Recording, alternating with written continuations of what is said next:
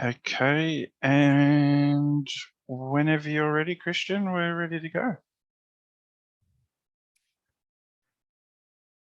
A very good morning from Manila. A very warm welcome to this session on the topic of water security data as tools for decision-making and resilience. My name is Christian Walder. I'm a water supply and sanitation specialist with the ADB's Water Sector Group, and it is my privilege to be your moderator today.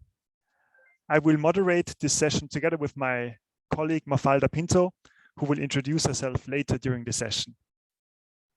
We have exciting 90 minutes ahead of us, where we will launch the Asian Water Development Outlook database website, and we will discuss why data-driven tools and systems are critical and very important for decision-making and policy action. Throughout the entire AWF 2022, the importance of data systems has been highlighted in several sessions. So this will be a good opportunity to reflect and to have a deep dive discussion on this topic. For kicking off the session, I would like to kindly invite Ms. Teresa Ko to give her welcome remarks.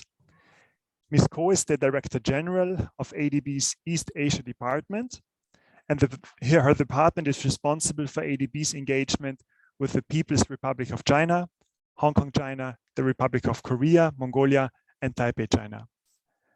Prior to this, Teresa worked in various departments and held several management positions, both in ADB headquarters and in ADB resident missions, such as India and Bangladesh. Ms. Ko, the floor is yours. Thank you. Thank you, Christian.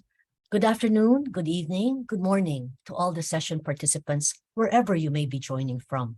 It is truly my pleasure to open this session on water security data as tools for decision-making and resilience. During this session, we will be discussing why data and benchmarking tools, such as the Asian Water Development Outlook, or AWDO as we call it, are so important for improving water security in Asia and the Pacific. And we will be also launching the AWDO online dashboard, which has been developed with our partners, the International Water Centre at Griffith University, with funding support from the Australian Water Partnership. I'm so pleased to have representatives from so many of our partner organizations participating in this session, including many who collaborated with us on producing the 2020 AWDO. I am glad that you have all joined and look forward to your valuable contributions. Water security is critical for social well-being and human dignity and ecosystems health.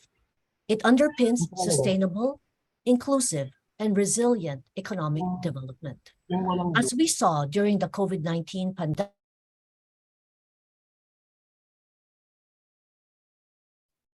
Sorry, Teresa, you went on mute. oh, I'm sorry. Yeah, I'm sorry. it's working. All good. May I go back and emphasize water security as being critical for social well-being and human dignity? It was just for 10 seconds maybe. So if you want to go back 10 seconds, the rest was fine. Thank you. Thank you. Water security is critical for social well-being and human dignity and ecosystems health. It underpins sustainable, inclusive, and resilient economic development. As we saw during the COVID-19 pandemic, access to a reliable water supply is also critical for hygiene and preventing the spread of the virus. As Asia and the Pacific rapidly develops, we need to address the challenges of increasing and competing water demand, inadequate infrastructure, climate change, and evolving land use, while at the same time ensuring inclusive access to water services, sustainable water resources management, and improved governance. ADB's AWDO provides a tool to support better water policy making and investment planning.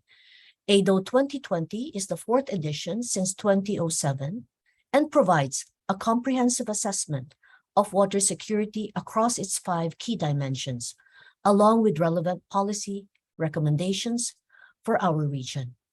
AWDO, particularly through its principles and recommendations, is a reference in guiding water policy reform and investment. It raises the profile and provides guidance for water security in our region. During today's session, you will hear more about how AWDO can be used to support improved decision-making including case studies where AWDO methodology has been applied in practice and how AWDO can be further developed in the future. We are currently consulting with partners to establish a baseline and compile transformative best practices from the field, which will form a basis for us to work on a new key dimension on inclusivity for the 2025 AWDO. During the panel session, you will then hear about other tools that are being used to improve water management, both in our region and globally, and factors that need to be considered when designing and encouraging their use for decision-making. We need to collectively work harder to address the root causes of water insecurity in the region to make progress toward the achievement of the Sustainable Development Goals. I thank you, and I look forward to a highly productive session. Over to you, Christian. Thank you very much, Teresa, for your inspiring welcome remarks. That's greatly appreciated. And with this, I would like to continue and hand over to Ms. Sarah Ransom for her opening remarks. In her current role, Sarah serves as the General Manager of the Australian Water Partnership.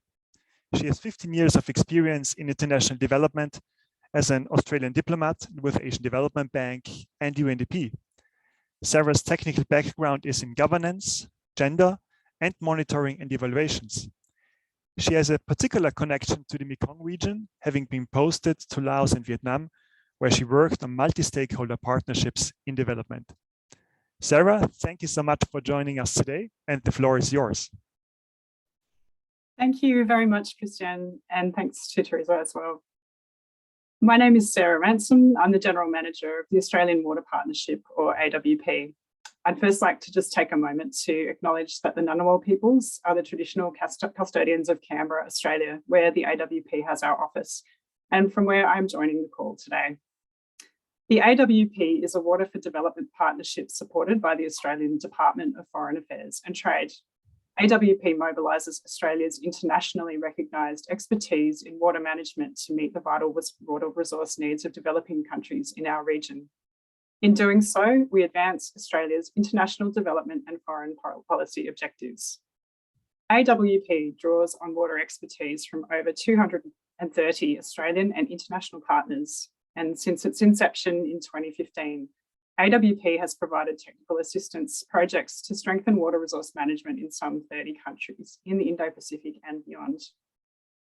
AWP's strength is in our partners, and I'm really honoured today to be here alongside several of our valued partners, the Asian Development Bank, Griffith University's International Water Centre and Australian Rivers Institute, the University of Queensland, the International Water Management Institute and the Food and Agriculture Organisation, in support of work they have done to highlight the status of water security in the Asia-Pacific region, and in this way, assist investment decision-making in sustainable and climate-resilient water resource management.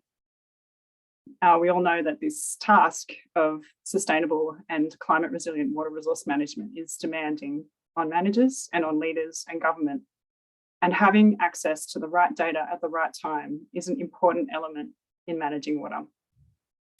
The Asia Water Development Outlook, or AWDO, has made a significant contribution to the availability of water sector data across the region and allows decision makers and researchers to explore regional and national changes to the different elements of water security. AWP has proudly supported the AWDO in 2016 and again in 2020. And we deeply appreciate the care that goes into reviewing and adapting the methodology between editions of the AWDO as new data and issues arise and need to be considered within the concept of water security. The latest AWDO 2020, for example, expanded on water-related governance and finance. In each iteration, ADB staff have steered consultations, sought verifications of findings and approaches with targeted stakeholders and sectoral experts. This iterative and consultative approach ensured rigorous reviews and robust quality control over the finalisation of methodologies for each KD. The development of 5 key dimensions of water security is highly relevant as we plan ahead for resilience to climate change-driven challenges. I'm really pleased that the ADB organised a session earlier this week to explore how the AWDO methodology can continue to report on the status of water security while incorporating opportunities to consider risks and forward-looking scenarios. These factors provide opportunities for the continued evolution of the AWDO frameworks and improved impact through better uptake and use of the findings and recommendations in the AWDO by national government partners.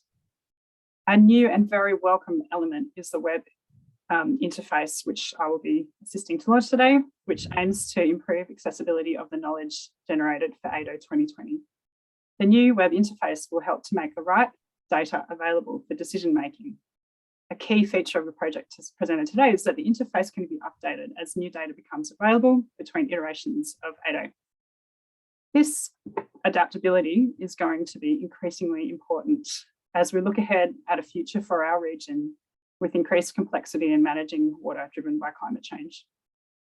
Water is deeply interconnected with food, climate, energy, agriculture, and urban development, and through WASH in education, health, child rights, and gender equity. Water is how climate impacts are felt, and so is a crucial entry point for adaptation and plays a role in mitigation both directly and as an input to wider mitigation strategies. This complex nature of water security and resilience also challenges us in a way that we need national and regional frameworks to interact with the importance of local planning and action.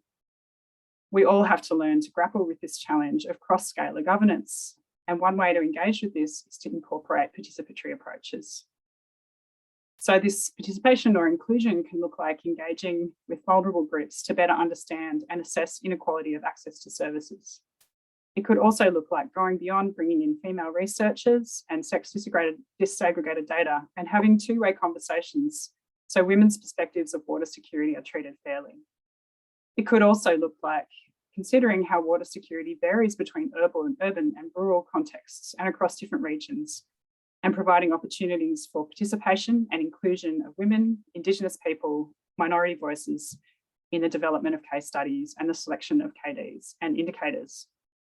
This element of inclusion can add another layer to uptake and usefulness of a tool like AWDO in decision-making.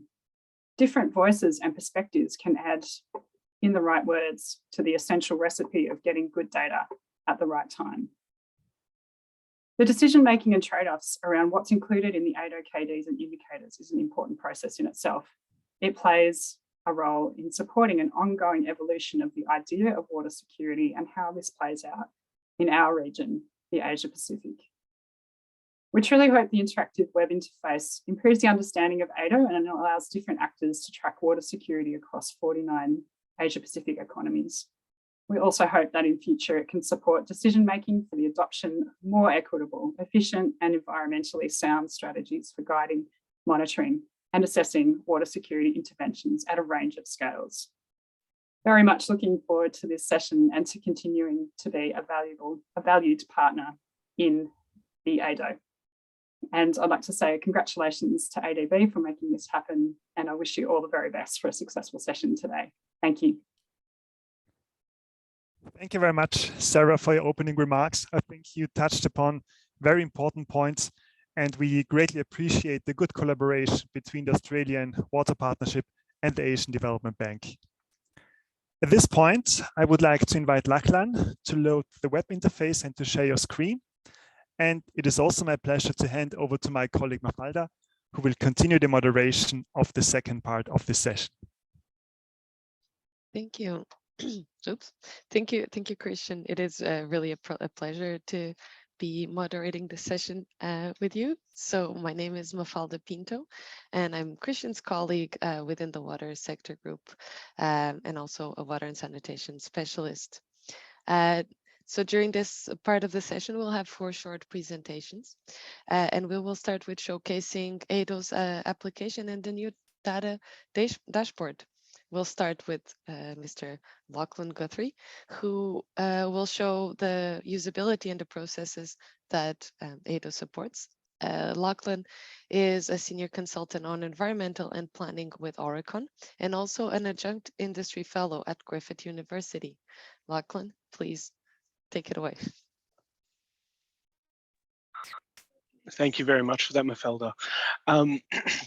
I just wanted to share with you today the the website that we've created, including the user interface and also a data management system. So firstly, I'd just like to acknowledge the Turrbal and the Yagara people, who are the traditional owners on the land with I'm presenting, and pay my respects to their elders past and present. I'd also like to acknowledge that this work was funded through the Australian Water Partnership from DFAT. So the aims of this project were to make the AWDO document largely a lot more accessible and transparent, so that people would be able to understand the numbers and use and therefore improve the dissemination. So where we've ended up is this web page here, which at the bottom, after a brief introduction, we land on the dashboard. Now through the creation of this dashboard, we had 4 user types that we had in mind that we wanted to engage with. So those first being staff in water departments of governments throughout the Asia Pacific, NGO and CSO staff throughout working in the Asia Pacific. And both of those groups, we wanted them to have the ability to get detail about one country in particular, but also be able to compare that country's changes in water security through time and compare with potentially some neighbouring countries. We also wanted to look at AWB staff and give them some insights to help them direct their water-related priorities, and then also engage with academics who may want to repeat the AWDO methodology or check its robustness, and also give them a regional overview. So where we ended up with the user interface is 4 pages. As you can see here, those 4 pages are navigated by the tabs at the top. The first one that you open up to is the regional summary, and as you can see, it provides a high-level overview of the national water security of all the countries in the Asia Pacific. You can see, firstly, this is given by region in this graph, but then if you click onto the region, you'll see the second graph will change, and you can see the national water security score for each of the countries in that region. You can also see that this graph on the left has updated to reflect just the population in that region. The second page, the snapshot page, this is the map. So this is what's called a hero visual, and is something that we hope to make really quite attractive.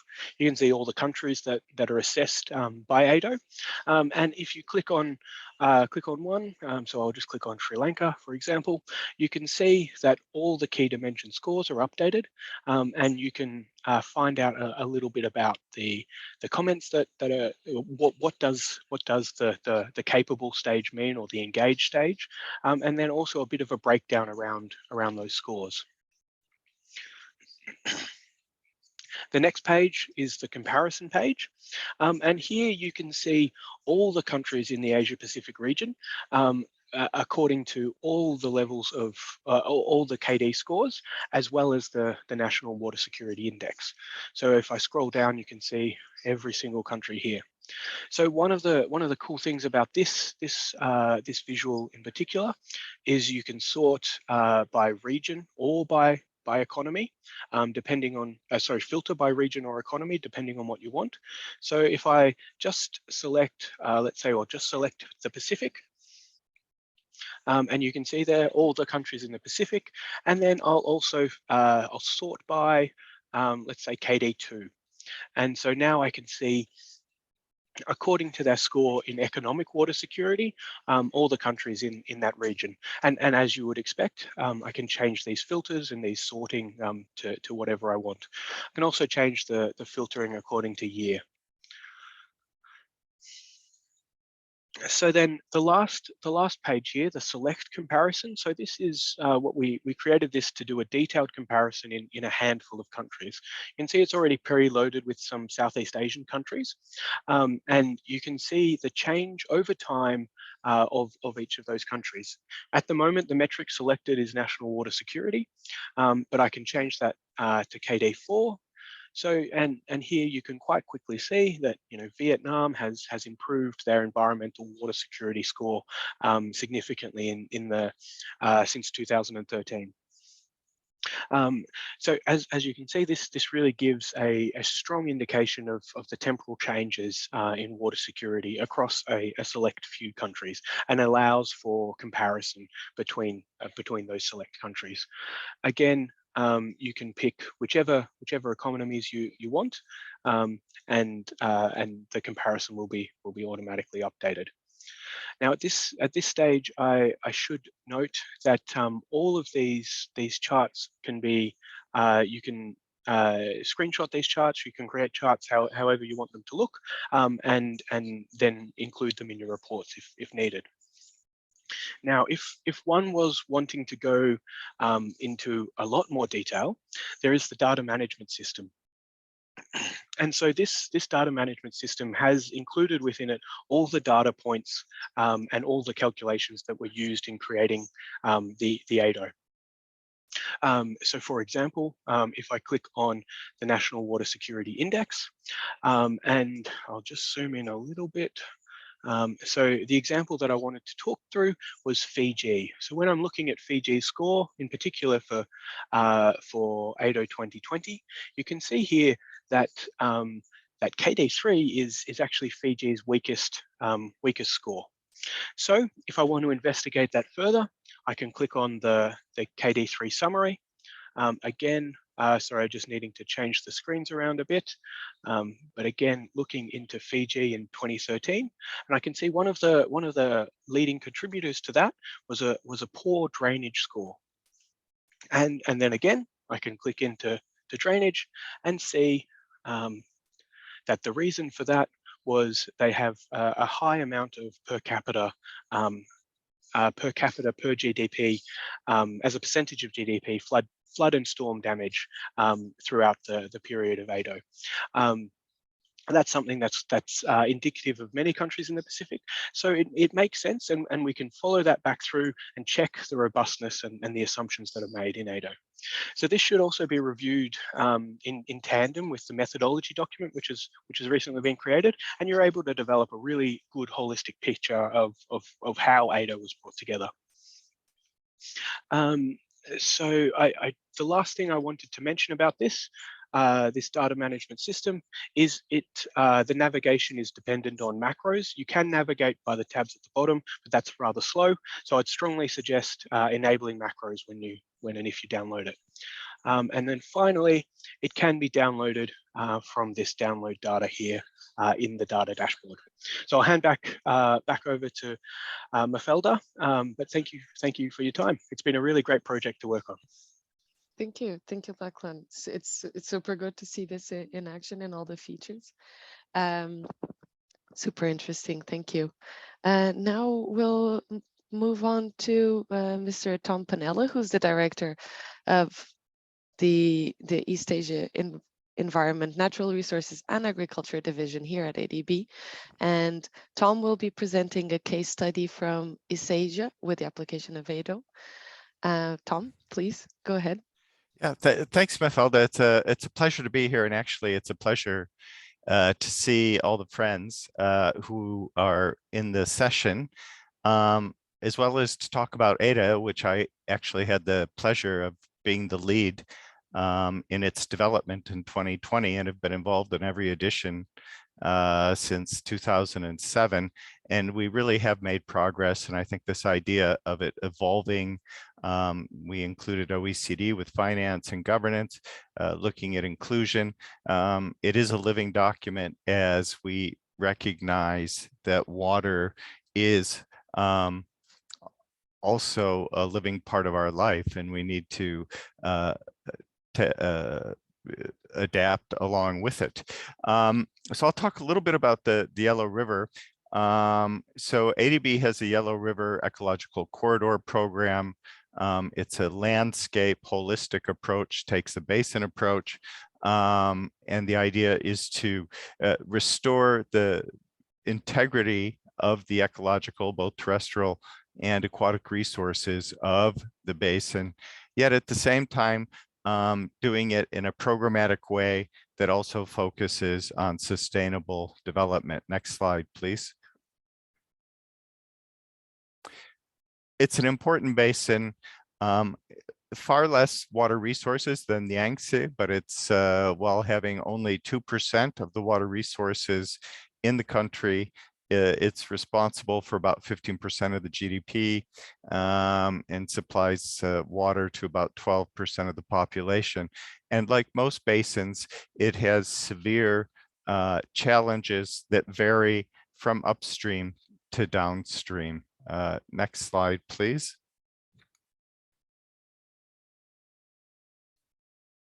So I'm not going to talk about how these diverse challenges happen, but all these presentations are available. But really upstream, you're looking at ecological conservation, preservation. Downstream, as you would suspect, you have more pollution issues, and it does go into the Boho Sea. And so we really need to take a source to sea approach. Next slide, please. So as I said, we've chosen ecological corridor as the basis of this program. And this includes the full basin, the water resources, and if managed well and in the long term, which we're trying to support, but most importantly, enabling our counterparts in the PRC to support. We hope to maintain the biodiversity, ensure the watershed and river and health. Also address flooding and other disaster issues. But at the same time, provide a healthy and safe environment where people can thrive and there can be economic development, but in a green way. And there's a lot of challenges to this, but I think by taking this holistic view, we can do it. So where does AWDO come into all of this? Next slide, please. So working with the Yellow River Conservancy Commission, they took the AWDO methodology and adapted it themselves. And I think this is also something we need to recognize. While AWDO is an excellent tool, certain people may want to tweak things here and there, but I also think, you know, we're doing it at country level. The ability and willingness to downscale it to a basin approach also gives it a granularity that can make it much more effective as a planning tool. And this is exactly what was done in the Yellow River through technical assistance of ours that also is providing a basis for development of our investment program. Next slide, please. So here you can see there's 7 provinces, 2 autonomous regions, and well, the scoring. This is the classic AWDO web diagram. It doesn't vary dramatically, but you can see that there are differences. And so what this does help you do is think about what are your policy reforms, what are the investments that are needed, and how can you take that information from AWDO, which is based on publicly available data sets, and use that as a policy and investment decision-making tool. And I think that's what we're going to talk about later today. How important is data? And it is important because you can't manage what you can't measure. Next slide, please. And so here, you just see the numerical scores. You can see some trends going from upstream to downstream. But again, this was an incredibly rigorous application, and it did come up with some quite important policy recommendations, but also importantly, next slide.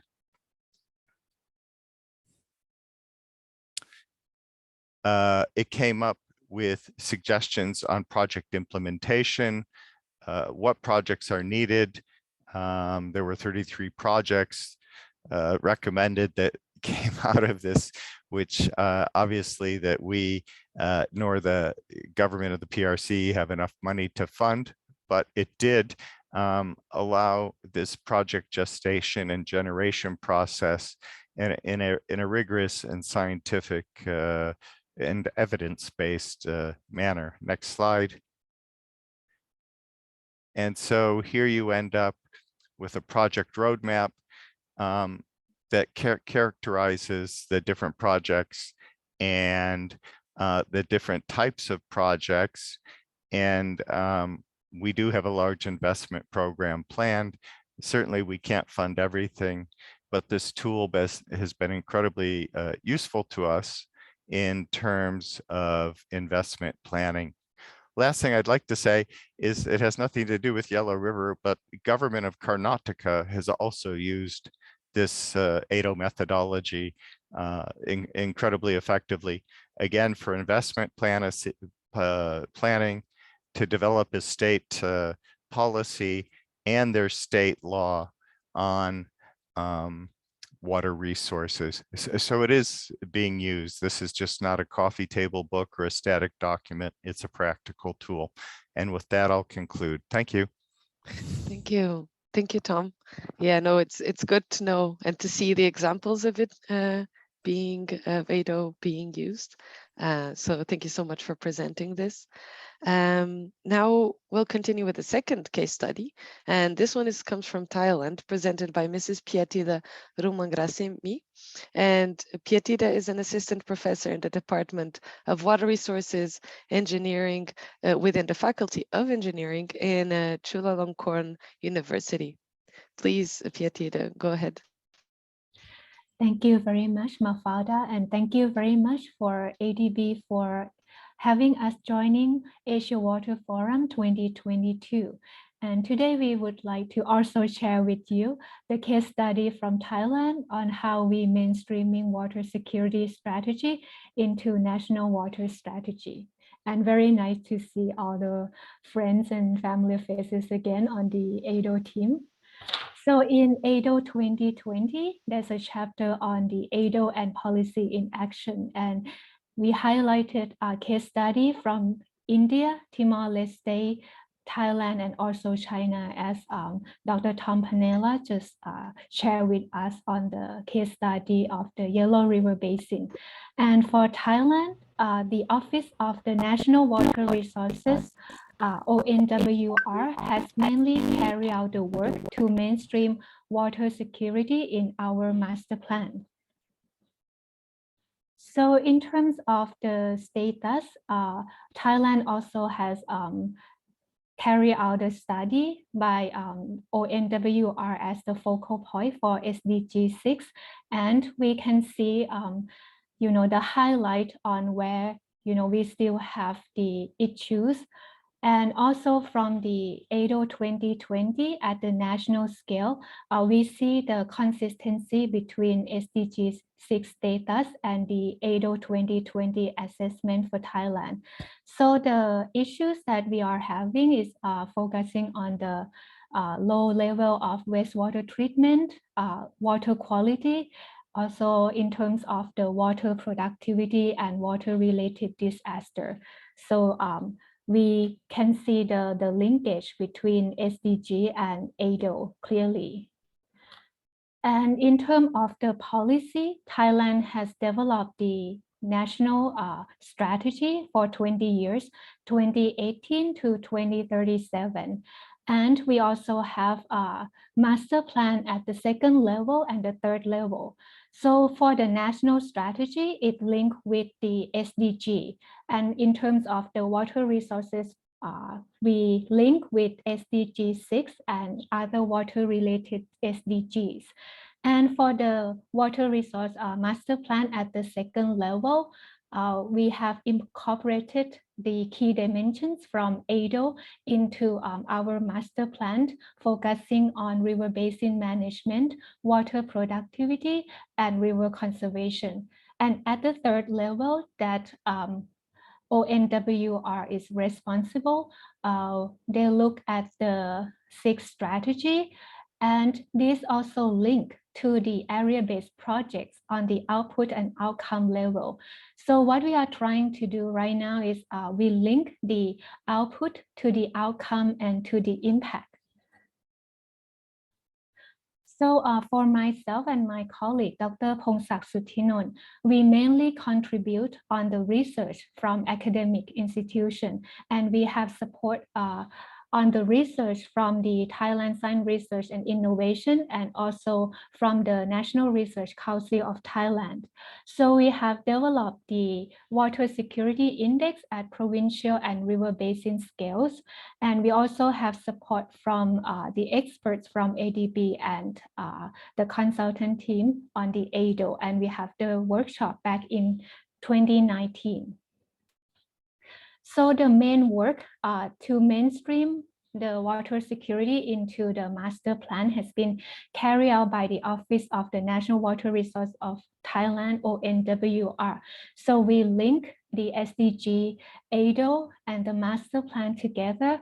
And ONWR has more than, many meetings with more than 40 relevant agencies in Thailand to co-design the indicator, the water security indicator together. And they have applied the theory into implementation. As I mentioned, we would like to link from the output from projects to the outcome and the impact.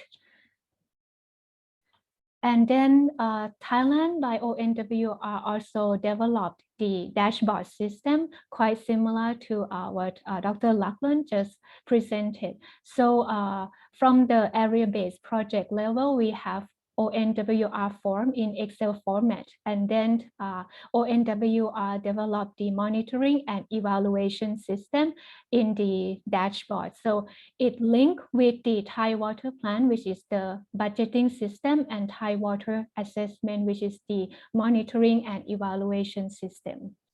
So in summary, we have mainstreaming water security in our national water master plan. So at the first level is the SDG impact index. And on the second level is the water security as outcome index. And then at the third level is the output index for 6 strategies. And the system link all indicators at each level of our master plan. And we developed the water security indicators at river basin and provincial scale. And we modify the indicator based on Thai context, and also including the water governance for SDG 6.5.1 IWRM, and also financing, and help with the priority on the issues and also on the area.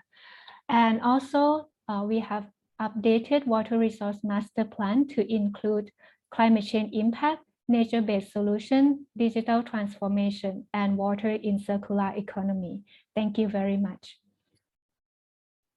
Great. Thank you. Thank you, Pietida. Again, another really, really interesting example.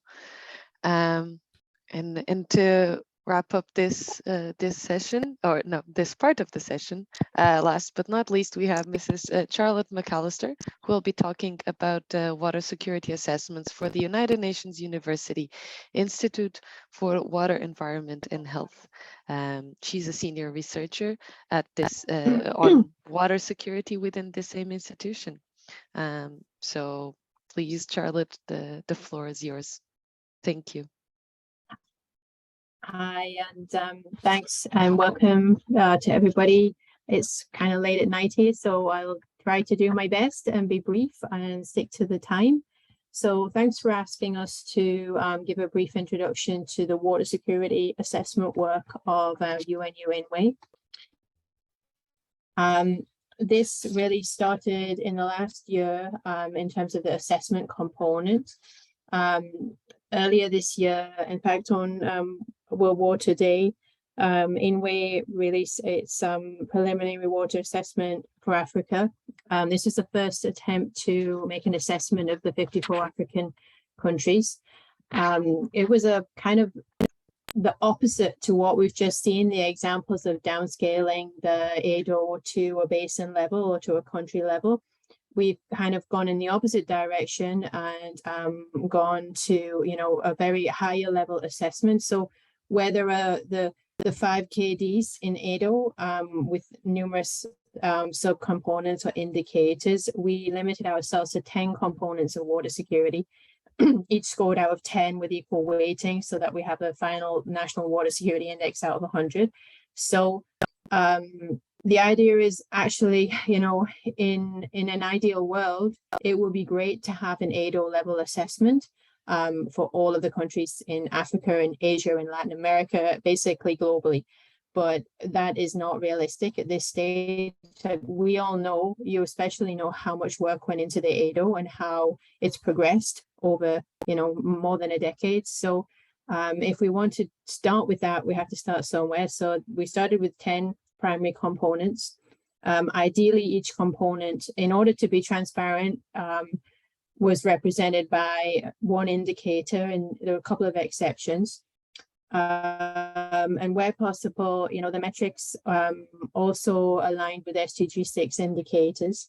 And many of the indicators are also indicators within the AWDO KDs. So here you can see basically an overview of the metrics that compose the 10 components. The first 3 are basically JMP data, or rely heavily on JMP, except for the burden of disease metric. You'll, I'm sure, be familiar with the lack of coverage of burden of disease. And the WHO data from 2016 is very, very limited for Africa. And that, in fact, is the case for many of the indicators, apart from the JMP water supply and sanitation information. Most of the water resource data is, in fact, national data compiled within Aquastat, with a couple of exceptions. The disaster risk data comes from the World Risk Report, and water governance is in fact SDG data. One of the main I guess challenges, and it's been highlighted by the previous speakers, is data on water quality and water treatment, particularly in Africa. That the data is extremely limited. In fact, I mean, you know, likely that in fact the service is in fact extremely limited, but more so in terms of actually recording coverage. So in this case, we used published work from the Jones 2021 publication, and in fact Mansour, our deputy director, worked on this publication. So that's basically the best that we could get. So the key messages or the key points from this assessment, from the African assessment, we used a similar national index to the AWDO from with thresholds from emerging all the way up to model. But in fact, 1/3 of the countries, of the 54 countries, measured only the lowest level. So basically emerging water security. And the thresholds were a little bit more generous than in the AWDO. 13 countries achieved a modest level of water security. None of the 54 countries reached a model or even effective level of water security. 29 countries did actually make some progress in the last 5 years, but equally 25 countries have made no progress at all. And I think, again, as I mentioned, the main challenge of data coverage is very limiting. And I think in future assessments as we move forward, I think the lack of data should in fact be included as a water security indicator, as I think it is included in AWDO now. So what are we doing right now? Well, yeah, Africa was completed for the 2022, and we're moving on with additional regions. So the plan is to continue with the same simple universal approach and apply the same methodology across regions so we can have a direct comparison. We'll stick to the same 10 basic components of water security, but we're working on improving the metrics. So for example, dependency on other countries for water supply doesn't really make any sense in the case of SIDS. Like obviously, if you're an island, you don't receive water from another jurisdiction. And we're working on revising the indicators, just like AWDO does, essentially. So, for example, there is new burden of disease statistics coming out from WHO in the next month or so. So we'll be able to hopefully use that instead of the Institute for Health Metrics and Evaluation that we used in the Africa 2022 report. And yeah, we're continuing to work on the data challenges. As I mentioned, water treatment is a huge issue also in LAC, just the same as in Africa. And as is moving from a WASH perspective, on the JMP ladder, we are using at least basic service to safely manage service, which is the service required under the SDG 6. We're looking at how to include data availability as an indicator at a country level. And further, rather than simply having regional groupings or sub-regional groupings, looking at comparisons between specific geographies, like I mentioned, small islands, we could equally, look at the difference between the indicators for large countries. Like, if you take LAC as an example, is it realistic to compare Brazil with Uruguay, right? There's a huge difference in the geographies. And we're working to incorporate country and policy active feedback. Like we just received quite detailed feedback from the African Development Bank. So how can we bring that in moving forward? So that's it. That's my overview, and thanks for listening. Thank you. It's a great perspective, and to see like where can we start? Where do we start with this? Obviously, these assessments all have a beginning, so it's really good to see this example. So yeah, with this we conclude this part of the section. Thank you to all the speakers, and now I hand back the virtual floor back to Christian, and thank you. Thank you very much, Mafalda. And also from my side, a big thank you to all presenters. It has been excellent to see presentations on the case studies, project examples, the web interface, and also what our development partners are doing. So Charlotte, your presentation was really insightful and interesting. It is my great pleasure to continue with the third part of the session, which is a kind of panel discussion on the topics of digitalization, inclusion, governance, and the future of water security data and decision making. Let me quickly introduce our distinguished panelists, please. We have Yumiko Yasuda with us. She's the Senior Network and Transboundary Water Corporations Specialist at the Global Water Partnership. Since joining GWP in 2017, she has been the Network Officer for China, Southeast Asia, South Asia, and Pan-Asia. Her area of expertise lie in the analysis of water and environmental governance and water diplomacy, with a focus on transboundary rivers and non-state actors' engagement in natural resource management. It's great to have you with us today, Yumiko-san. It is also my great pleasure to introduce Mr. Mark Smith with you. He's a Senior Director of Water Systems at the Consultative Group on International Agricultural Research and the Director General of the International Water Management Institute, two very well-known organizations. And he brings more than 25 years of research and program management experience in water resources, agriculture, climate, and sustainability. It is my pleasure to introduce also Ms. Samantha Hang. Samantha is the Chief of the Gender Equality Thematic Group at the Asian Development Bank, where she provides critical leadership for advancing gender equality across all aspects of ADB operations and knowledge work. She has over 2 decades of experience in gender equality at project, program, and policy level in the Asia-Pacific region. And last but not least, it is my pleasure to introduce Mr. Brian McIntosh.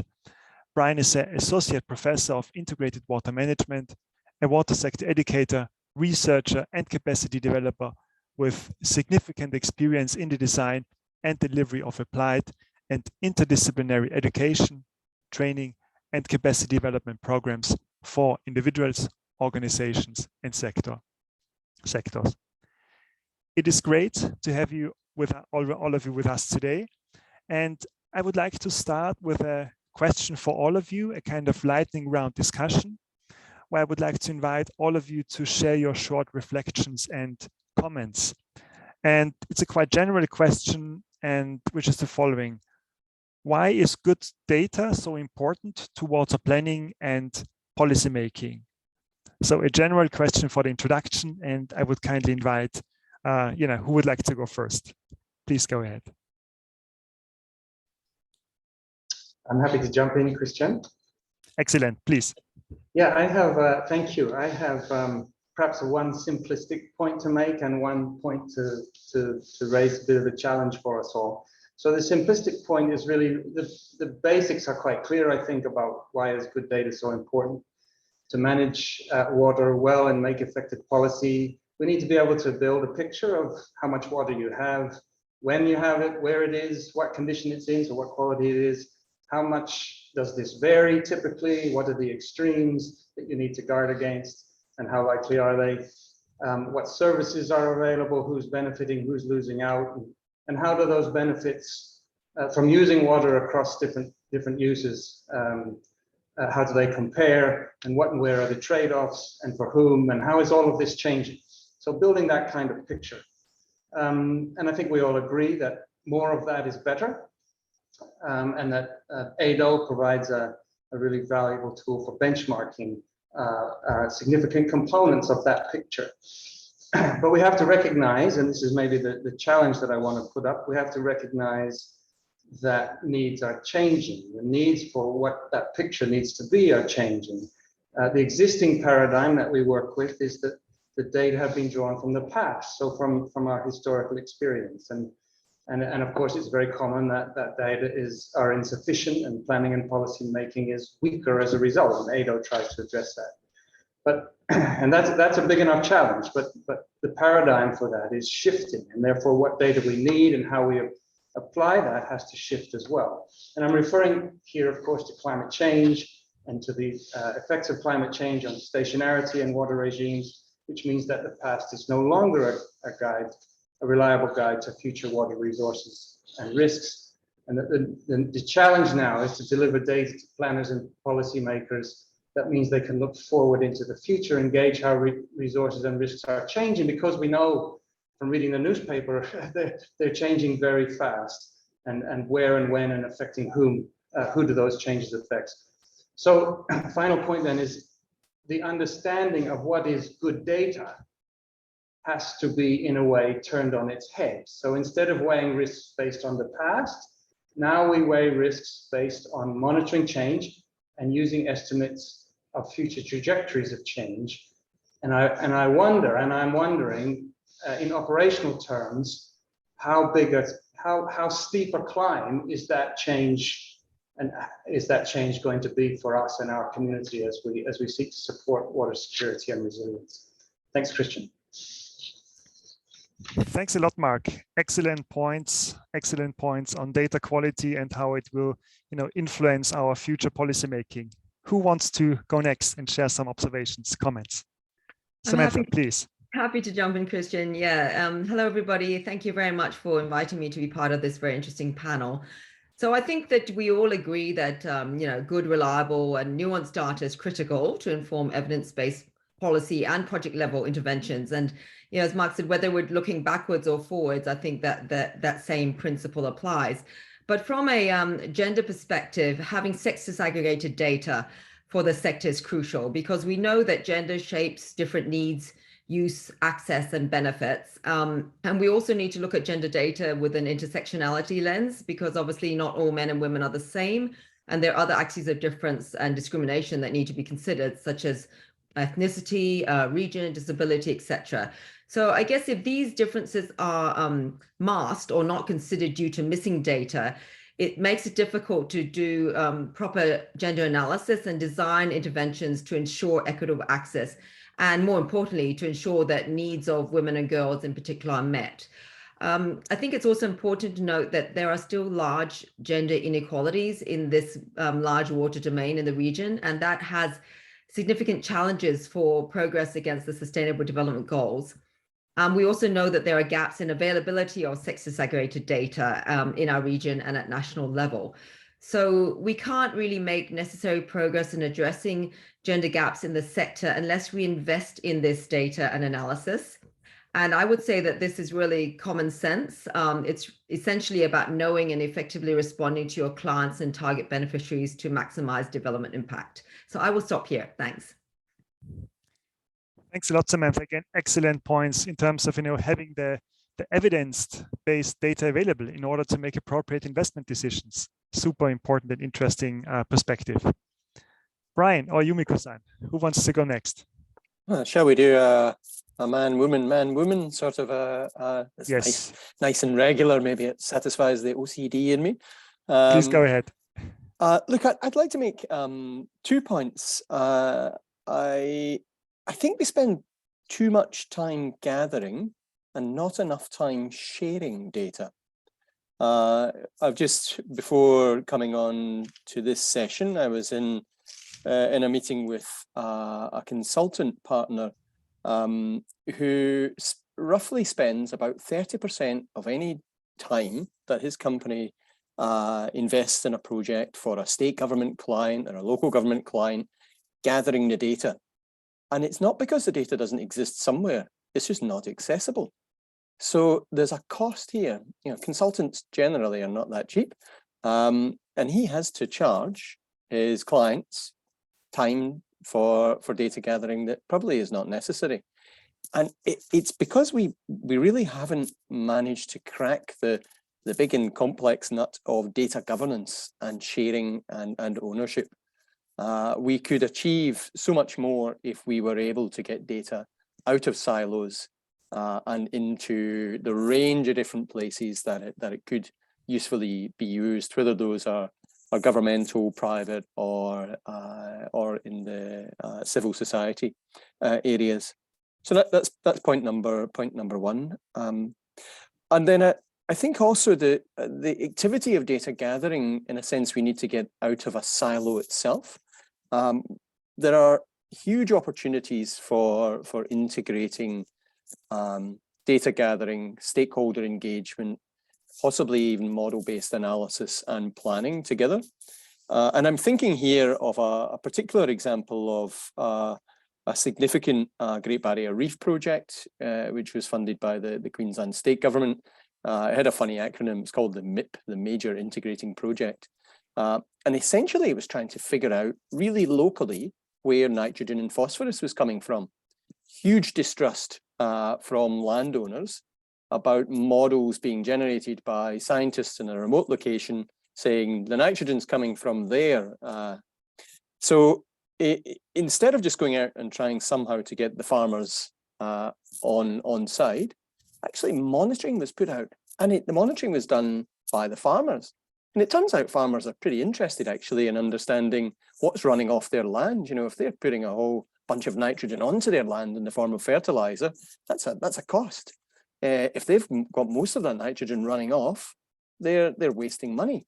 So by opening up the process of data gathering and analysis, integrating it with stakeholder engagement, there was huge cost savings. Opening up and integrating data into broader processes of understanding and then planning and policy on the back end.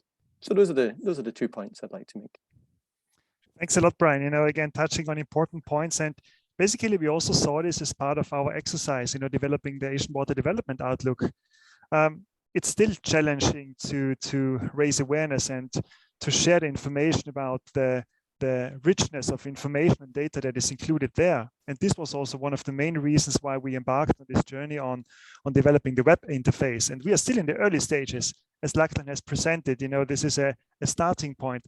But we have to make data more accessible. We have to share data. We have to bring the data out of our silos. And I'm just thinking about, all the geospatial data and the remote sensing data that is publicly available without any costs.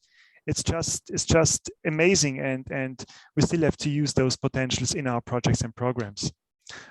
Yumiko-san, turning over to you with the first question, but maybe also reflecting on a comment that Tom has made on the topic of uncertainty. Obviously, the future is always uncertain, and how shall we adapt decision making in that context?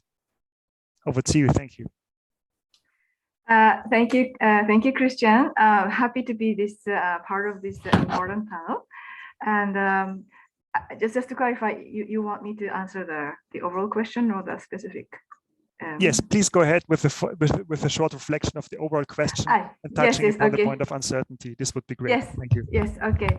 Thank you very much. I think all the panelists has really touched upon the different points, and also relating to these last comments that I heard.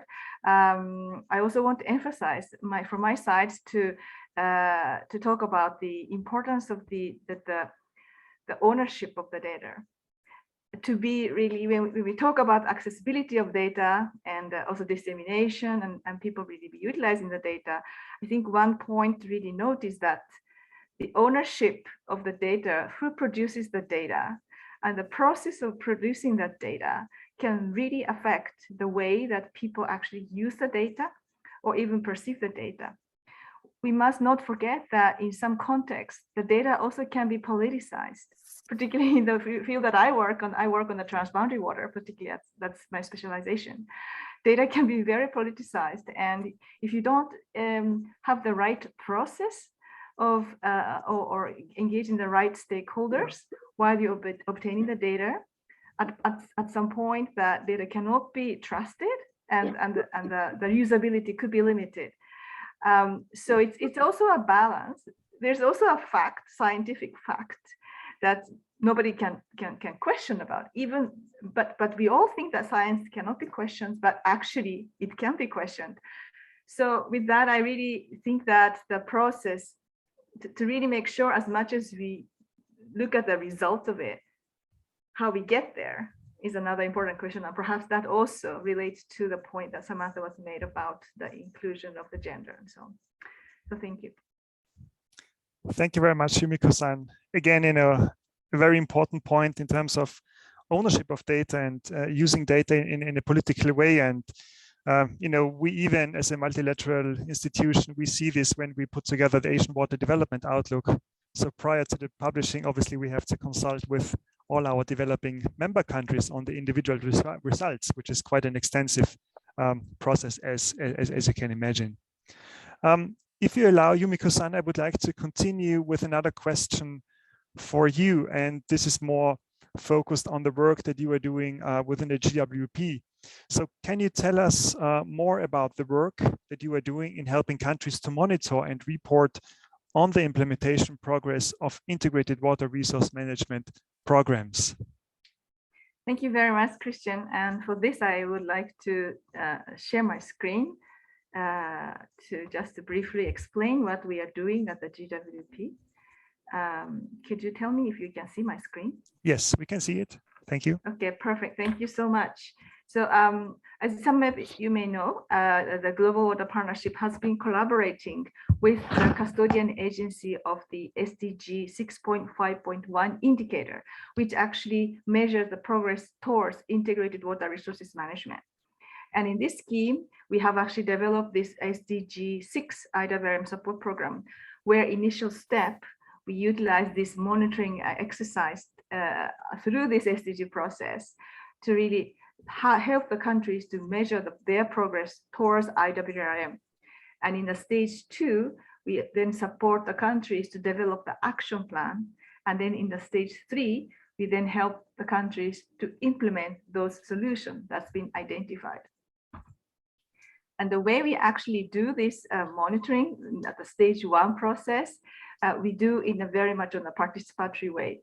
These SDG data and SDG reporting is the country-driven process, and they are the ones actually who actually report it. And some of this information that comes out, and it's precisely related to the point I made, the process of getting to that, how you engage the stakeholders. That really brings the key.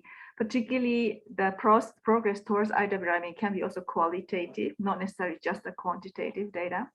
So at the stakeholder level, they need to agree where they stand.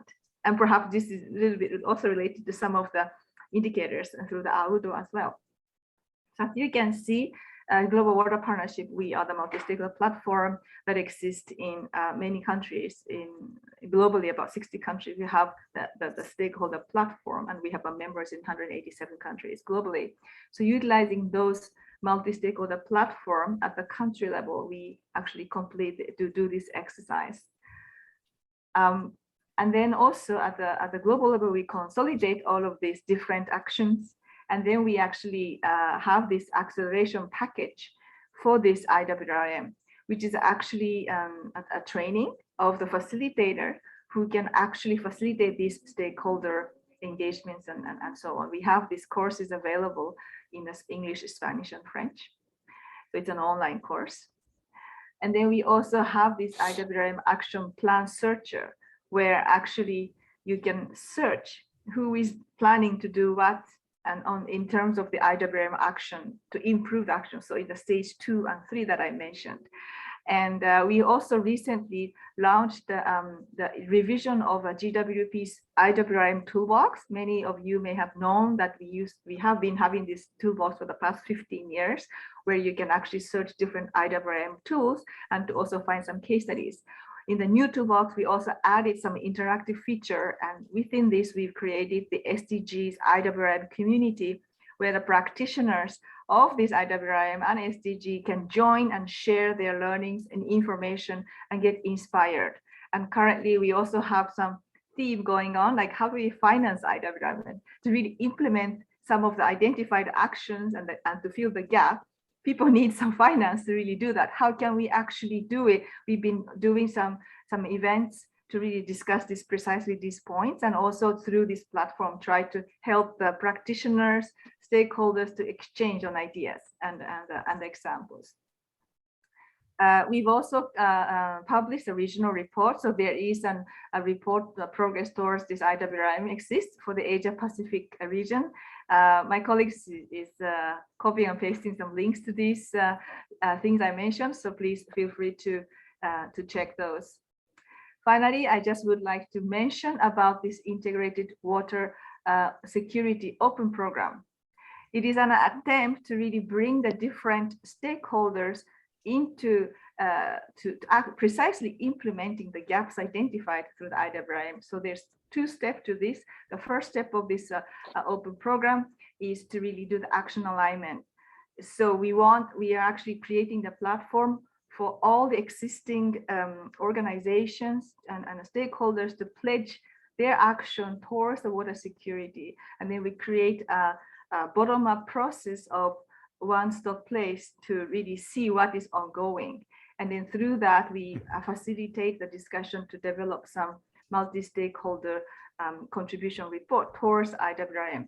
And this is very important because there are many, many initiatives going on from small to big.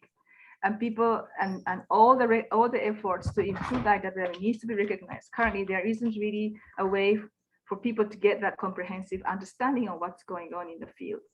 Yumiko, I'm a bit cautious of time. Sorry. Yes. Okay. Sorry. Yes.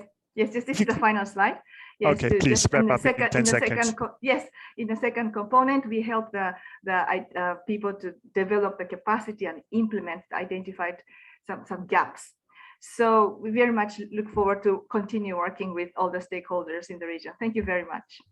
Thank you, excellent, for presenting the platform and some of the interesting work that you are doing, as well as the reports.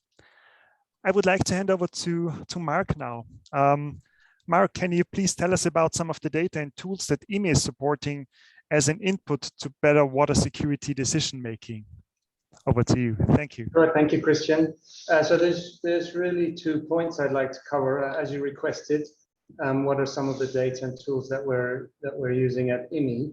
And then very briefly, I want to also just make a link then to the importance of linking those data and tools to how we build resilience and how that comes together. I said earlier that good data for planning and policy making for water security now needs to combine monitoring change with estimates of future trajectories of change. So the tools that we need to be therefore focusing on are around near and real-time assessments and near-term forecasting in combination with tools for assessing scenarios and future options.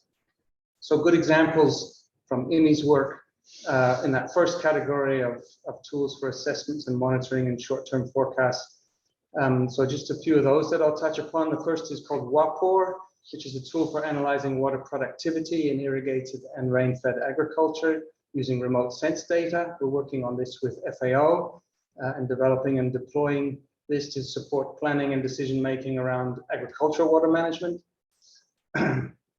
Alongside WAPOR is a tool called Water Accounting Plus, which I think we work on with ADB as well, but that's been developed and implemented in partnership with IHE and FAO. This uses also remote sensing data to assess water allocations and use across sectors in landscapes, basins, or indeed across countries.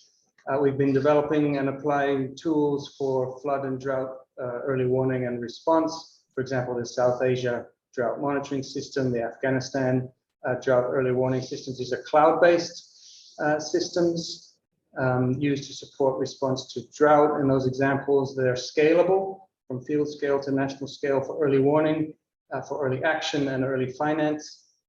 We link those tools to implementation of index insurance for flood and drought, where we work with the private sector to apply Earth observation to assess impacts of localized extreme events and then trigger compensation mechanisms.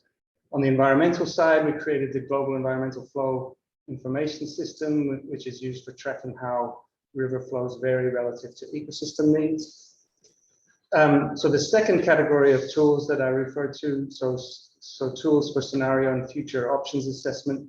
A couple of examples of that. We work with EASA on integrated assessment modeling for scenarios for river basins in different continents, including Asia, for the effects on water resources of changing populations, economic development, and the impacts it has on water demand and quality and climate change. We work in a new 1CGIR program called Nexus Gains, alongside the Future Dams program of the University of Manchester on modeling options and trade-offs to support integration of decision-making across food, energy, and water systems. A couple of new developments that we're working on. One is called DIWASA. This is Digital Innovation for Water Security in Africa. So it's Africa focused, not Asia focused. It's a partnership with Digital Earth Africa on developing continent-wide applications of those drought and flood early warning tools and the water accounting products based on data cube technology. As I said, this is applied in Africa, but with the right partnerships, I'm sure we can readily start developing and applying those kinds of approaches, or indeed adding those kinds of approaches to what's going on in Asia already. And final thing I just wanted to flag in terms of tools is we're developing what we term a digital inclusivity index to aid assessment of how access to digital tools and data can be improved for underrepresented groups and the most vulnerable. So final point then very quickly to close is to emphasize that just developing tools, and I think Brian touched upon this in his earlier remarks, just developing tools and having more data and more useful data available doesn't actually get us very far. Data and innovative tools don't advance water security unless they, or indeed the results that they generate, are put into the hands of planners and policymakers or developed with them. And in fact, of course, also decision makers at all levels, really. And in addition, we have to consider also, as the title of this session alludes to, decision making for resilience. And a really important point there, and it relates to ADB's Water Hub as well, is to recognize that data and information contribute to resilience from within effective governance and in combination with skills and capacities to use and apply data and in support of management of diverse systems solutions. So we need, what we're talking about with data and digital tools, that needs to be pulled into real systemic packages Yeah. So we have to, data and tools, therefore they don't help us unless we join the dots with you and within the systems in which we use them. And at IMI, we hope we can continue to work with ADB and all of the partners in the Asia Pacific to continue to support that process. Thank you, Christian. Thank you so much, Mark. You know, really good points. And, you know, at a later point of time, I would like to come back to you on the uptake of the different models you were just describing, maybe referring also to the question for Brian later. But first, I would like to invite Samantha to come in. We've heard about some of the available tools that can support improved water management. But can you please tell us specifically why it's important for policymakers to have information such as gender disaggregated data to promote gender equality in the water sector? And how can this information lead to better designed policies and interventions? Samantha. Sure, and thanks very much, Christian. I'll talk a bit about the issues, and then I'd like to share a bit about how ADB approaches this at a practical level, at a project level. It's been very interesting hearing a lot of the other panelists, and I agree with a lot of the points made around the importance of data governance, use and process. But I think it's also important that at the end of the day, you need to have the right data. And a lot of data, based on our experience, still is not sex disaggregated. And it also doesn't always measure the right gender issues. So I think that, you know, when we talk about the importance of data for addressing gender inequalities, this is particularly important in the current context where of global challenges, because all of these challenges, whether it be rapid urbanization, climate change, technical innovation, pandemic recovery, all of these have compounding gender dimensions. And I think we all know that gender blind water infrastructure can have a negative impact on women and girls, whether it be preventing access to services, their unpaid care work, their safety, or even preventing girls from attending school because of their responsibilities around water, or inadequate services, meaning that adolescent girls don't go to school during periods of menstruation, for example. We also know that in the agricultural sector, women's voices on user groups are lower, and that they actually have different roles in agriculture. And so if their voices are not heard, their needs may not be as adequately considered. We also know that in the sector as a whole, in the leadership of the sector, that women remain quite underrepresented. I think there was a World Bank global practice study that highlighted that only 20% of women in the sector are workers in the sector are women. So, I mean, obviously, if you have fewer women in leadership that actually inform the direction of the sector, it has limitations for perspectives being fed into the solutions. But we also know, on the other hand, that if you do consciously draw on good gender data and gender analysis, not only would the intervention or policy be more impactful, but it can also have a significant multiplier effect on improving other aspects of well-being, such as health, education, and economic empowerment. So just to bring it back to how ADB approaches it, we do have a very high commitment and quite a rigorous approach to screening and categorizing all our projects for gender mainstreaming. And we also have very high corporate gender mainstreaming targets. And this has actually played quite a significant role in incentivizing and enhancing the gender focus of all our operations, including those in the water sector. And last year, actually, I think about over 92% of our projects in the water and urban sector were what we call well gender mainstreamed. But what this means is that it requires good gender data, and that which can then inform the way we approach our gender designs in a very intentional way to narrow gender gaps and empower women and girls where possible based on the analysis. And we know that the lack of data remains a challenge, so we have to actually consciously invest in this. I think also it's important that you know, gender mainstreaming on its own and sex disaggregated data on its own is important, but it's not enough. We need to move beyond using this to actually address more proactive, transformative gender designs in infrastructure projects. And it's really great that we are starting to see more projects that are measuring women's time poverty, a reduction in time poverty as a result of better access to water and sanitation, for example, or addressing awareness on sexual and reproductive health as a linked to provision of water supply. Also intentionally setting targets for women's representation in leadership and decision-making in the sector, such as in utility companies. So these are all dependent on having the sophisticated data and gender performance indicators there. So one last point, I think it's you know, the idea that gender responsive infrastructure is important, and that's clear. But I think what's maybe less clear is understanding how that can actually in turn lead to longer term women's empowerment and shifting discriminatory gender norms. So in my team, in the gender team, we're actually working on some research to help us understand that theory of change so that we can better identify appropriate interventions at project level that have stronger links to longer term women's empowerment. And hopefully that will give us a set of indicators that could complement the already good approach that we have to add value to measuring and tracking and measuring gender equality results. So bringing it back to AWDO, we're also currently consulting with partners to establish a baseline and compile transformative best practices, which we hope will form a basis for us to work on a new key dimension on inclusivity for the next AWDO. And this will allow us to better track and benchmark inclusion of women as well as other marginalized groups in the water domain.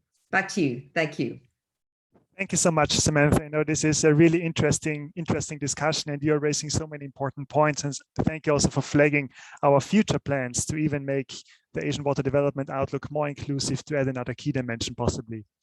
We have another roughly 5 minutes left. This is really interesting, and I want to hand over now to Brian. And with all of the water management tools out there, can you talk a little bit about how to design tools to be useful and about influencing their adoption and update? And maybe, you know, Mark, you want to quickly weigh in on that, because I would be interested how those tools can influence policymaking. So maybe 4 to 5 minutes, Brian and Mark.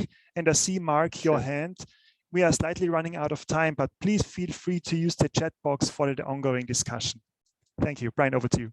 Okay, thanks, Christian. And Mark, as in Smith, it's great that you've raised that that strong need to think about tools, the production of tools embedded within a more systemic intervention to build capability and capacity. And Yumiko-san, I'd also like to hook back towards the point that you raised around trust. These are absolutely critical. So look, I thought when I was asked this question that I might make a couple of distinctions. First of all, and the first distinction is that will help us, I guess, answer the question. And the first is around that distinction between data, information, and knowledge. And it sounds simple, but it is pretty important. And we sometimes get these words a little bit mixed up. So data, you know, it's something that happens when you measure something, whether it's talking with people or sticking a pH probe in a lake or a river. It's physical, small bits of data. When we organize that data we analyze it and we present or communicate it, we provide information. And then when we interpret and discuss information to generate knowledge, make sense and inform action, that's a different process again.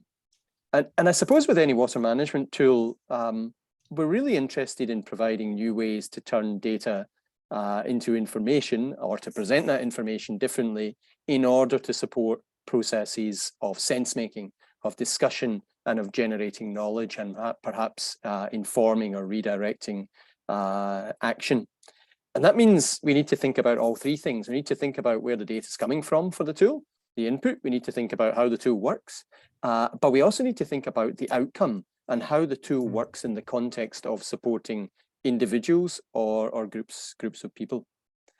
And I think it's the second distinction is that when we talk about supporting sense making, knowledge generation, and taking action, we sometimes wrap that up by saying we're supporting decision making, and it becomes a sort of a shorthand, and it's very easy to just accept that we're somehow supporting this thing called decision making without really unpacking what it actually is.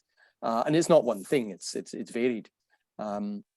Decision-making processes, and that word processes there is pretty important, are composed of people. And so I think when we want to make tools, we want to somehow get data and information to be more available or more available more easily. We're talking about people. We're talking about engaging people and wanting to use those tools and being able to use them. And there's a couple of practical implications of those two distinctions. Brian, if you could wrap up in the next 30 seconds, I'm sorry for this.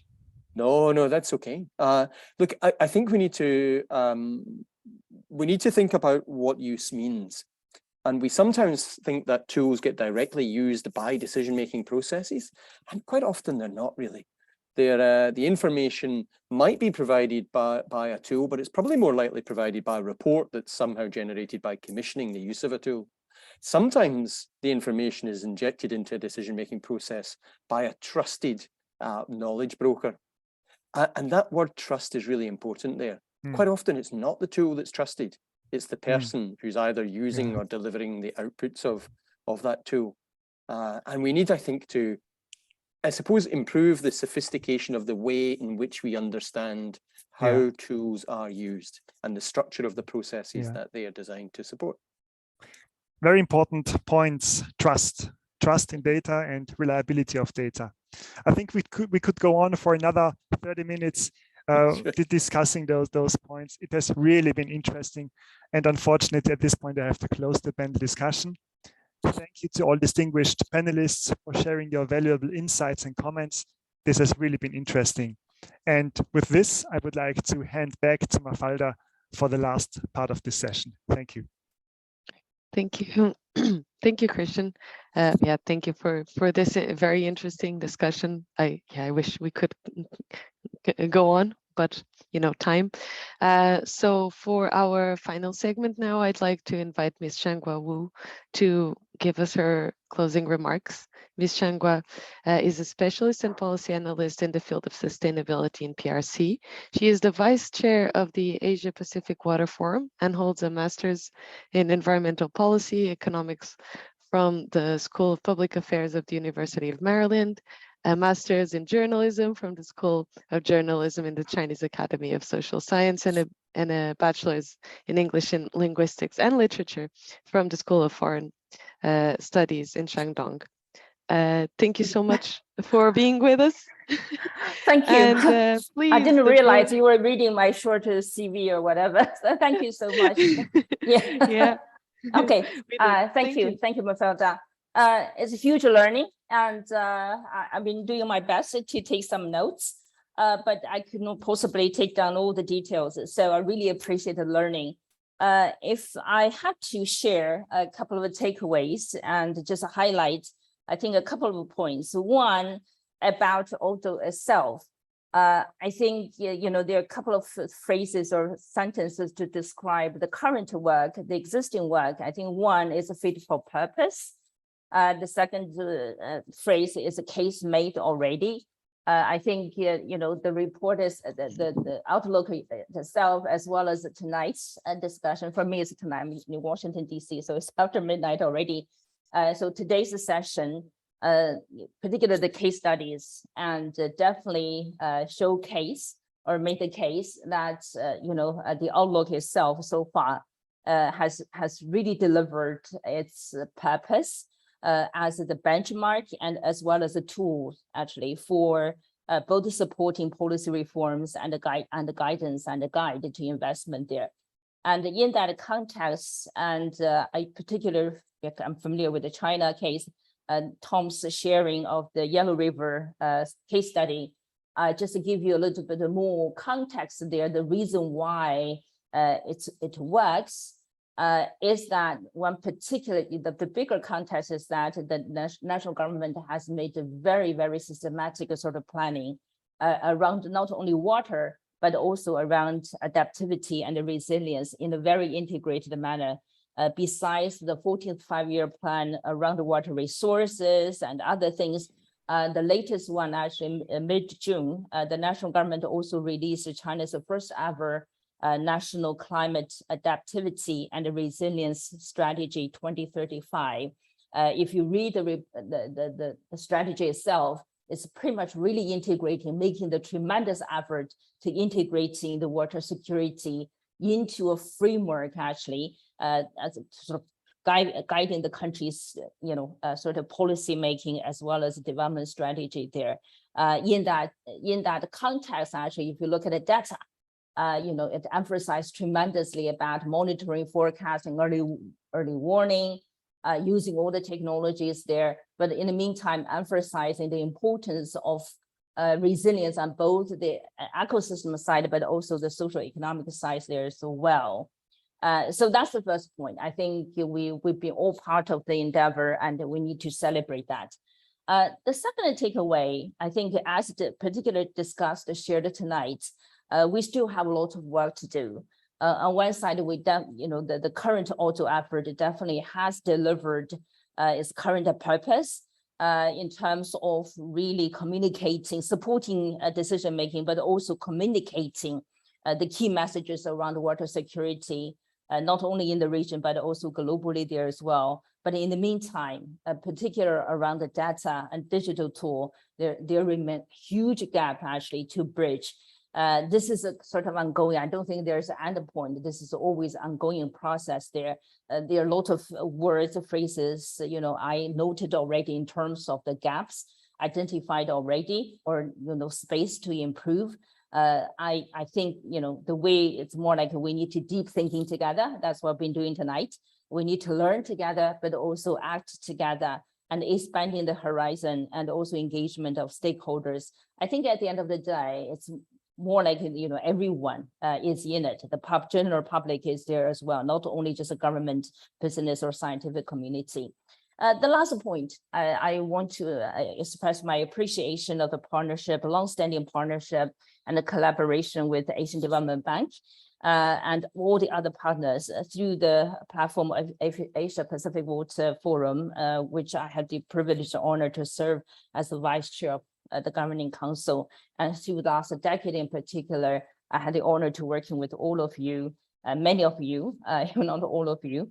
And somehow now, particular on the focus of AWDO, I definitely look forward to continue to strengthen our partnership and support the process in order to have another great product by 2025, another AWDO. So with that, I really want to thank everyone and congratulating ADB, Nita in particular, yourself, your leadership, and your team for the very successful AWF 2022 as well. Thank you.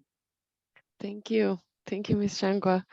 Thank you again to all speakers for sharing their insights, all the participants for giving us your time and attention, and also all the team that has been supporting all the event. Thanks everyone, and have the rest of a good day. Thank you. Thank you. I think we're offline now. What a rich discussion. We could have gone on for another hour and still really enjoying it. But I think we're still online, but yeah. Are we online? Sorry. Some of us are here, if not some everyone. of us. I see the participants going. Thank you, everyone. Okay, thank you, Dita. Take care. Thank you, everyone. Thank you, everyone. Bye bye. Bye. Thanks, everyone. Thanks, everyone. Thank you. Bye-bye. Thank you so much. Moderating. Bye-bye. Thanks, Christian, for moderating. Thank you. Bye.